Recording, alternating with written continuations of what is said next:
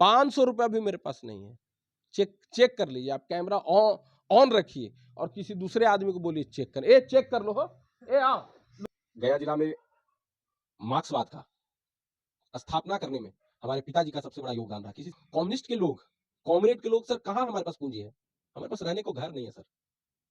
हमारे हमारे दादा को 500 बीघा जमीन था। आप अशोक चौधरी वाला भाषा आप बोल रहे कि जनता के अदालत में हम जाएंगे, हम जमीन बेच के राजनीति करते हैं। जी ईडी सीबीआई भेज दिया, हम देखिए ऐसे हो गए। अरे भाई तू गलत किया है। ईडी सीबीआई हमारे झोपड़िया में आता है। भाजपा में हूँ, भाजपा में रहूंगा, आजीवन भाजपा में रहूंगा। कल भारतीय जनता पार्टी के लोग, बेलागंज के भारतीय जनता पार्टी के लोग ये डिसाइड करेंगे कि आप भारतीय जनता पार्टी के कार्यकर्ता, एक सिंपल कार्यकर्ता को वोट आप करेंगे या आप इस राज्य के लुटेरों को वोट करेंगे। जो थाना डायरी है, रजिस्टर है, उसको एफआईआर गिनवा लीजिए। हम आपके मीडिया को भी और जितने देश के नामचीन मीडिया हाउस है उसको मैं इस बात को बोलता हूं कि आप गिनवा लो। बेलागंज का बेटा आज भी कोई तैयार हो जाए, मैं आध्यात्मिक व्यक्ति हूँ, मैं वचनबद्ध व्यक्ति हूँ, मैं वो थर्ड क्लास व्यक्ति हूँ, जिसका बात एक उसका बाप एक, जिसका बात दो उसका बाप दो। मैं देता आनंद सिंह जैसे भ्रष्टाचारियों को टिकट सर दे रहा है, अपराधियों को दे रहा है टिकट। नीतीश कुमार घोषणा पत्र दे बिहार को कि मैं किसी अपराधी को या अपराध में संलिप्त व्यक्ति को या अपराध में संलिप्त व्यक्ति के परिवार को मैं टिकट नहीं दूंगा। नमस्कार, मैं रविरंजन नीले, आप देख रहे हैं एडीआर मीडिया बिहार। बिहार में चुनाव की घोषणा हो चुका है, 2 चरणों में चुनाव होना है। नामांकन भी प्रारंभ हो चुका है। गया जिला में 10 विधानसभा क्षेत्रों में कल से नामांकन भी प्रारंभ हो जाएगा। सभी राजनीतिक दल अपने अपने उम्मीदवारों को लेकर अभी भी असमंजस में है। एनडीए घटक दल और महागठबंधन के लोग अभी भी प्रत्याशी की घोषणा नहीं किए हैं। ऐसे में आज बातचीत करेंगे राहुल रंजन, जो कि पहचान के मोहताज नहीं है। छात्र राजनीति से अपने राजनीतिक कैरियर का शुरुआत किया, सामाजिक कार्यों में जुटे रहें और गया में वैसा कोई भी फंक्शन नहीं होता है जिसमें इनका भागीदारी नहीं रहता है। और पहले क्या, अभी भाजपा में ही है, किसान प्रकोष्ठ के जिला अध्यक्ष है, लेकिन इन्होंने घोषणा की है बेलागंज विधानसभा से निर्दलीय चुनाव लड़ने का। सर स्वागत है एडीआर मीडिया। बहुत बहुत धन्यवाद, नमस्कार रवि जी। सर सवाल यह है कि आप एनडीए के घटक दल भाजपा में हैं और आपने घोषणा की बेलागंज से चुनाव लड़ने की। भाजपा में है, भाजपा में रहेंगे, आजीवन रहेंगे, कोई इसमें शक संदेह थोड़ी है। चुनाव भी लड़िएगा? चुनाव तो लड़ना हमारा जन्मसिद्ध अधिकार है, मौलिक अधिकार है। जहिया आज के जो विधायक जो हैं, कोई भी गया शहर में, गया जिला के विधायक, मैं इस बात को कहता हूँ कि जब इनका राजनीतिक रूप से जन्म नहीं जब हुआ था ना, तब से हमारा परिवार राजनीति में है। हमारे परिवार, हमारे फादर कॉमरेड रहे, जेपी मूवमेंट में रहे और गया जिला में मार्क्सवाद का स्थापना करने में हमारे पिताजी का सबसे बड़ा योगदान रहा। किसी से पुराने जितने जिसको आप लोग सरल भाषा में पार्टी कहते हैं, पार्टी, बहुत लोग उसको गलत तरीके से इस्तेमाल करते हैं। वो एक आंदोलन था। उस आंदोलन के जनक पूरे मगध के जनक मेरे फादर रहे। उस वक्त इन लोग कोई राजनीति में नहीं था। इन लोग कहीं न कहीं जन्म भी लिया होगा कि नहीं लिया होगा, मजदूरी करता होगा। तो आपको भी कम्युनिस्ट पार्टी में रहना चाहिए, भाजपा में क्यों है? सबका जैसे पिताजी पैदल चल रहे तो हम थोड़ी पैदल चलेंगे। और वो भी मेरे पिताजी की बात आप छोड़ दीजिए ना। हम जब राजनीति में आए 2006 में, 2006, आप मगध विश्वविद्यालय के इतिहास में जाकर के देख लीजिएगा। मैं 2006 से राजनीतिक में हूँ। 6 से मगही समाज से हमने राजनीति की शुरुआत की। मगध राज के मगही भाषा, यहाँ न चल तो दोसर भाषा, इसकी आंदोलन शुरुआत हमने किया। और ये जितने जो आज के जो युवा पीढ़ी के जो चाहे राजद से टिकट लेने के दौर में है, चाहे वो जनता दल यूनाइटेड से लड़ने के दौर में है, कोई अपने पिता के विरासत को संभालने के दौर में है, कोई अपने माँ बाप के विरासत को संभालने के दौर में। ये सब हमारे हमारे सामने राजनीतिक रूप से जूनियर है। हो सकता है उम्र में एक आध साल बड़ा हो सकता है। लेकिन आप तो पिछड़ गए ना अपने पिता की राजनीति या विरासत को बचाने में। सर कम्युनिस्ट के लोग, कॉमरेड के लोग सर, कहाँ हमारे पास पूंजी है? हमारे पास रहने को घर नहीं है सर। हमारे हमारे दादा को 500 बीघा जमीन था, जाकर के पता कर लीजिए। हम लोग कम्युनिस्ट आंदोलन में, महात्मा गांधी जी के आंदोलन में, जेपी मूवमेंट में लगभग दान हम लोग कर दिए। गया जिला के, पुराने गया जिला, गया, जहानाबाद, अरवल, नवादा जब एक था, पुराने गया जिला में 1 to 10 जमींदारों में से हम सर एक थे। टिकारी स्टेट के बाद सर लगभग हम लोग की स्थिति थी।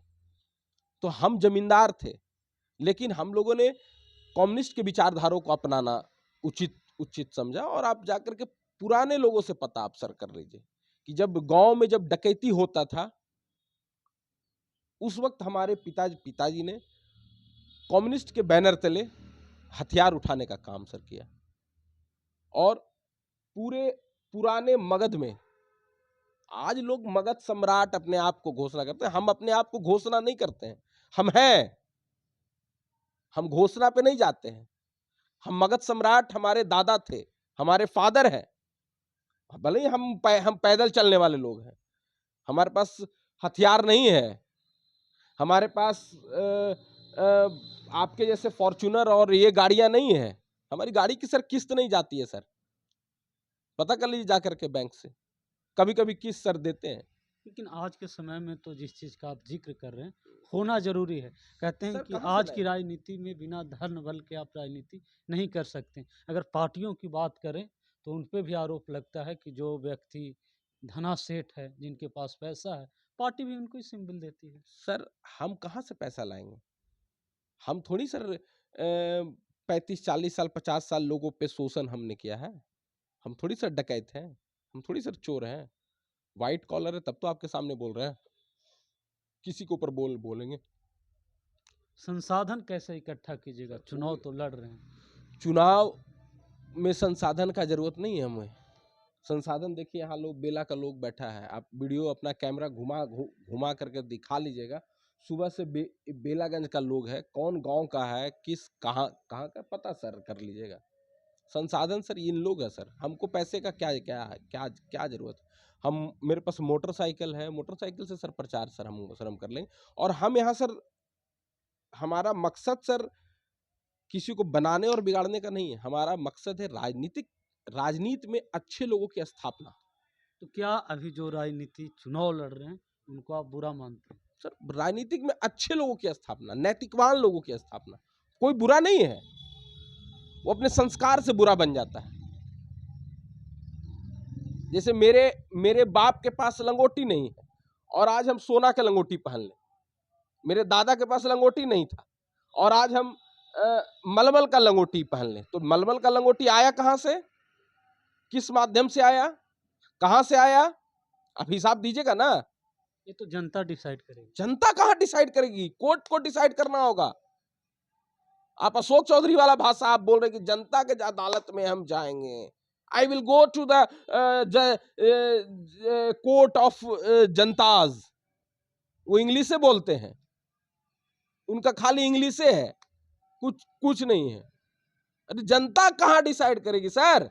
लोकतंत्र में तो जिता कर वोट देने का अधिकार आप अगर 500 करोड़ रुपया अगर हासिल अगर किए हैं, आपके पास अगर 500 बीघा जमीन अगर आज अगर नया दौर में 1990 के बाद आपने अगर आज अर्जित किया है, ये सरकार का दायित्व है, नरेंद्र मोदी का दायित्व है, प्रधानमंत्री, माननीय प्रधानमंत्री जी का दायित्व है, इस राज्य के मुख्यमंत्री का दायित्व है। सरकार में तो आप भी हैं। हाँ बता रहे हैं ना, इस राज्य के मुख्यमंत्री का दायित्व है कि उनके संपत्ति का उचित जांच हो। एक मजदूर सर दिन भर काम करता है, हम भी दिन भर करते हैं काम, फिर भी हमको 500 बीघा जमीन नहीं सर हो रहा, 5 कट्ठा नहीं हो रहा है सर, 5 कट्ठा नहीं जमीन हो रहा है सर। हम जमीन बेच के राजनीति करते हैं। समझिए, हम गांव के जमीन बेचे हैं अभी, तब जाकर के 5 लाख रुपया लाएंगे, 5 लाख से चुनाव लड़ेंगे। यही मेरी संसाधन है, यही मेरी औकात है। बेलागंज विधानसभा को ही क्यों चुना? गया जिला में 10 विधानसभा सुन लीजिए कहीं ना। से भी लड़ सकते थे।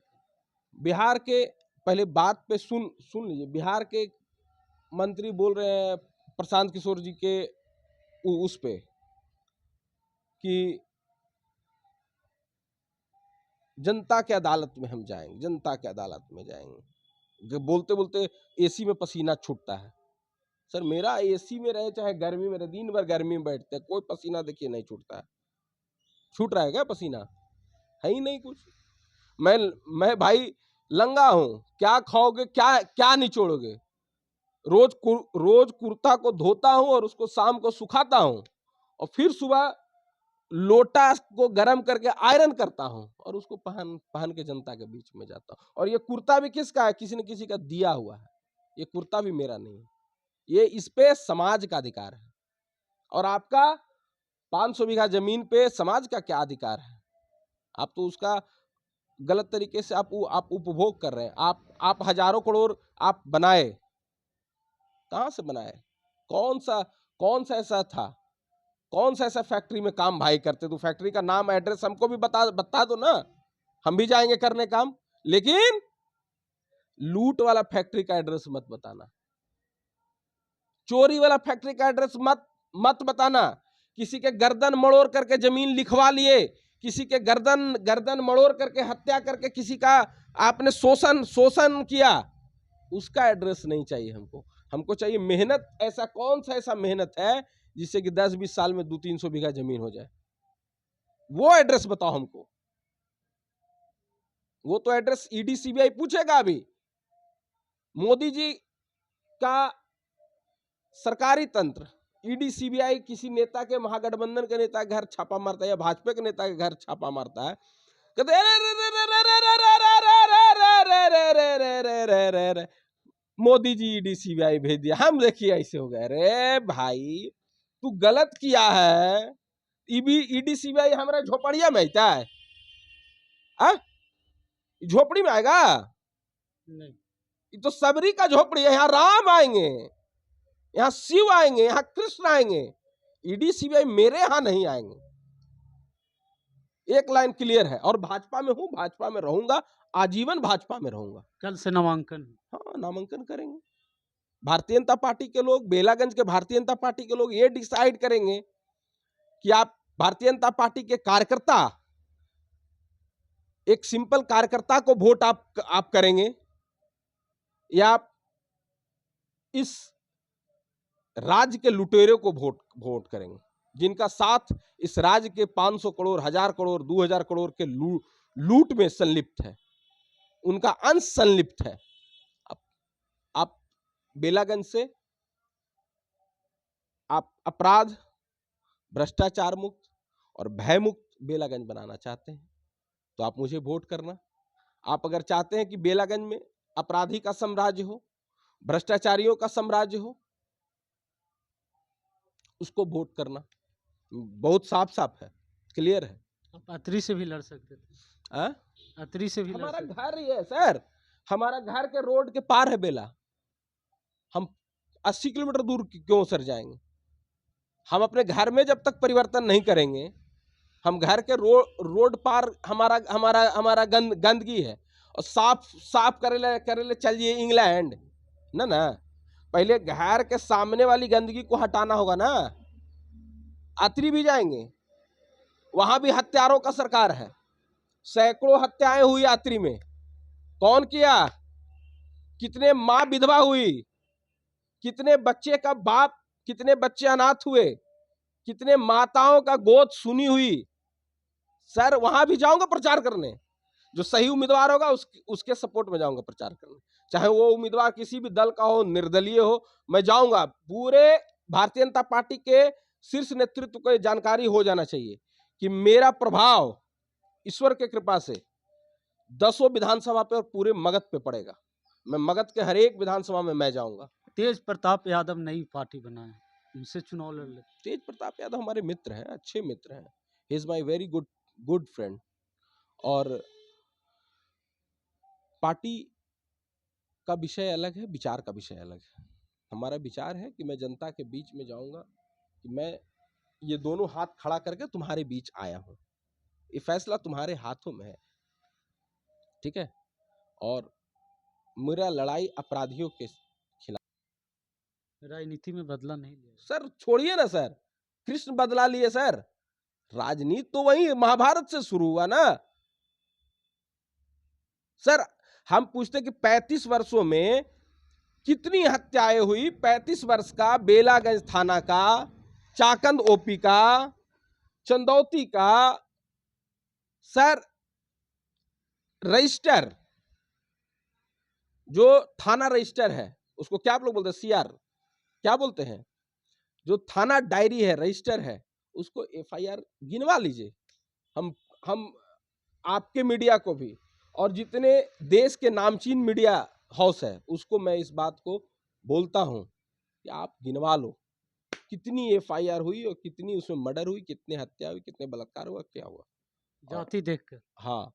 और कैयक नरसंहार हुआ, बाथे सिनारी सारे नरसंहार हुए लालू जी के शासन काल में। तो ये 15 वर्ष का जो काला अध्याय था, लालू जी के या सुरेंद्र यादव? लालू जी के शासनकाल में, लालू जी के शासनकाल में इसके जिम्मेदार कहीं ना कहीं लालू यादव। नहीं तो उनको तो बोला जाता है सामाजिक न्याय किए, अति पिछड़े को बोलने की आज़ादी दिलाए, लोग बैठते नहीं थे उनको बैठने का अधिकार दिलाया, ब्लॉक में जाने का अधिकार दिलाया। आप अधिकार दिला रहे हैं और ऊपर से हत्या भी करवाइएगा, जो आपके ऊपर मुड़ी जो उठाएगा।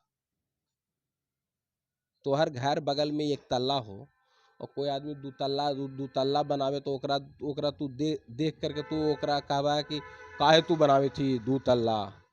अरे ओकर ताकत है, सामर्थ्य, वो अपन बनी थे तो तू ओकरा हत्या तो ओकरा करवा दे बहू। हम तो पूछते हैं कि बेलागंज में यादव उम्मीदवार क्यों नहीं बना आज तक। मनोरमा देवी यादव, राहुल रंजन यादव, विश्वनाथ यादव, तीनों आप यादव, लड़ाई कैसे लड़ी? लड़ाई जनता फैसला करेगा ना, ये जनता के हाथ में ना है, मेरे हाथ में थोड़ी है। और मैं एक बात और आपके कैमरे पे आज बोल दे रहा हूं कि बेलागंज के यादवों में दम नहीं है। मैं इस बात को बहुत, मुझे कोई लोभ लस्ट नहीं है कि दम नहीं है, ऐसे ही विधायक बन रहे हैं। सुनिए ना, पत्रकारिता करते हैं उसको तरीके से करिए। सुनिए, बेलागंज के यादवों में दम नहीं है। बेलागंज का कोई आज भी बेटा उठ करके बोल दे, बेलागंज का बेटा जो मैं भी वहां का वोटर नहीं हूँ, ना ना ना विश्वनाथ यादव वोटर है, ना मनोरमा देवी वोटर है, समझिएगा। हम कहाँ बोल रहे हैं, बेलागंज का कोई भी वहां का नागरिक, बेलागंज विधानसभा का नागरिक उठ करके आज भी चुनाव लड़ने को तैयार हो जाए, आज अभी कि मैं लड़ूंगा, मैं उसके साथ झंडा उठाने को तैयार हूं, तुम ही बेला की आजादी कराओ। सर लोकल फॉर वोकल होना चाहिए ना, लोकल फॉर वोकल, मैं उसके समर्थक हूँ। मुझे विधायक नहीं बनेंगे, हमको कोई मलाल नहीं है जीवन में। मैं विधायक बनने के लिए थोड़ी पैदा हूँ। मैं विचारिक व्यक्ति हूँ, विचार से चलता हूँ। मेरा कोई रिश्तेदार नहीं है, मेरा कोई परिवार नहीं है, मेरा कोई संबंधी नहीं है, मेरा विचार ही संबंधी है। आप मेरे अगर विचार से सहमत है तो आप मेरे संबंधी हो। मैं किसी का दरवाजा पे नहीं जाता हूं बोलने कि मैं कष्ट में हूं और तुम मुझे मदद करो, मेरा तुम रिश्तेदार हो, मेरा तुम परिवार हो। मुझे नहीं चाहिए तुम्हारी कोई परिवार वाली परवरिस्ती, मुझे चाहिए भगवान की परवरिस्ती। मैं महादेव को कहता हूं कि महादेव तुम अपने चौखट का मुझे दास बना लेना, कृष्ण तुम अपने चौखट का मुझे सेवक बना लेना, अपने चरण का धूल मुझे बना लेना, मुझे किसी के दरवाजे पे भटकने मत देना प्रभु। ये दोनों हाथ खड़ा करके बोलता हूं। बेलागंज का बेटा आज भी कोई तैयार हो जाए, मैं आध्यात्मिक व्यक्ति हूं, मैं वचनबद्ध व्यक्ति हूं, मैं वो थर्ड क्लास व्यक्ति हूं जिसका बात एक उसका बाप एक, जिसका बात दो उसका बाप दो। मैं बात पे बोलने वाला हूं। मुझे अगर कोई दल भी टिकट अगर देता, मैं अगर ये बात को अगर बोलता तो मैं उस टिकट को वापस करता और उस बेला के बेटा के साथ मैं लग जाता। अब जिक्र कर रहे हैं बेलागंज की आज़ादी की, किनसे आज़ादी, सर, कौन सी आज़ादी? आजादी अपराध से, आजादी भ्रष्टाचार मुक्त से, आजादी अपराधियों से, जो अपराधियों का वहां जो बोलबाला हो चुका है। एक अपराधी जाएगा दूसरा आएगा, एक जाएगा दूसरा आएगा, एक जाएगा दूसरा आएगा। वो अपराधी से बेला को मुक्ति चाहिए। नीतीश कुमार की सरकार को बोला जाता है सुशासन की सरकार, और आप आरोप लगा रहे हैं कि बेलागंज में अब भी अपराधी है। तो भाई कंट्राडिक्शन है, सरकार में आप भी हैं। सर, सरकार में हम थोड़ी सामने से हैं। हम अगर विधायक होते, ठीक है, तो सरकार में कब का विद्रोह कर दिए होते। ऐसे ऐसे अगर भ्रष्टाचारियों को टिकट अगर देता, अनंत सिंह जैसे भ्रष्टाचारियों को टिकट सर दे रहा है, अपराधियों को दे रहा है टिकट, कब का विरोध कर दिए होते, कब का। वो कोई मुझे फर्क नहीं पड़ता है कि हमको दोबारा तुम टिकट देगा कि मुझे जैसे नीतीश कुमार जी ने 5 से 10 में बोला जीरो टॉलरेंस ऑन अपराध, ऑन क्राइम। मैं वो व्यक्ति हूं, जीरो टॉलरेंस। जीरो जीरो मतलब जीरो। नीतीश कुमार एक घोषणा पत्र दे बिहार को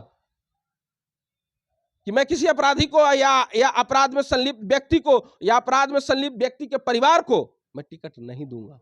घोषणा दे बिहार के जनता को। ये 25 में मांग रहा है बिहार की जनता घोषणा। अब कैसे दे देंगे टिकट? आप एक आम कार्यकर्ता को दो ना टिकट। आप अपराधी को, तेजस्वी भी अपराधी को पूजेगा, नीतीश भी अपराधी है कि पूजेगा।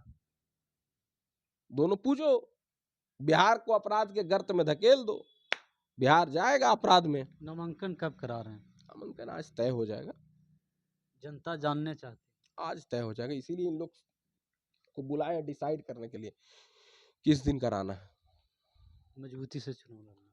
सर, मजबूती तो जनता है ना, मेरे पास पैसा थोड़ी है। पैसा आप दीजिए, हमको कुछ दीजिए चंदा। मेरे पास पैसा नहीं है सर। अभी भी पैकेट में खोजिएगा ना तो 500 रुपया भी नहीं मिलेगा। 500 रुपया, मैं इस मंदिर में बैठ के बोल रहा हूँ, 500 रुपया भी मेरे पास नहीं है सर। 500 रुपया भी मेरे पास नहीं है। चेक कर लीजिए, आप कैमरा ऑन रखिए और किसी दूसरे आदमी को बोलिए चेक कर। चेक कर लो हो, आओ, लो आओ, चेक करो, आओ, देखो देखो, आओ आओ, कैमरा इनका चालू, देखो। 500 रुपया भी अगर अगर जाएगा निकल, तो मैं सर गुलाम लिख दूंगा सर। वो नेता हूं सर। हमारा अगर 5 रुपया भी है तो इन लोगों के लिए समर्पित है। हम कोई थोड़ी गोदरेज में गड्डी बना करके रखते हैं। हमारे यहां से थोड़ी सर 5 करोड़ रुपया सर वो पकड़ाएगा। घर में 5,000 रुपया मिल जाएगा तो सर बहुत है। 5 किलो चावल से ज्यादा सर अगर सर मिल जाएगा तो सर बहुत है सर। तो आप सुन रहे थे राहुल रंजन जी को, जिन्होंने अपनी पूरी बात को रखी। इन्होंने बताया कि मैं चाहता हूं कि बेलागंज को आज़ादी मिले, आज़ादी भ्रष्टाचार से, आज़ादी अपराध मुक्त हो, और अगर मैं जीतूंगा तो मैं जिन बातों को रख रहा हूं भली पूर्वक, और इशारों इशारों में ही अपने सरकार यानी कि नीतीश सरकार पर भी इन्होंने कटाक्ष किया और कहा कि नीतीश सरकार जीरो टॉलरेंस की बात करती है, लेकिन टिकट देने की बात आती है तो अपराधी को देते हैं। आगे क्या कुछ होगा, हमारे साथ बने रहिएगा।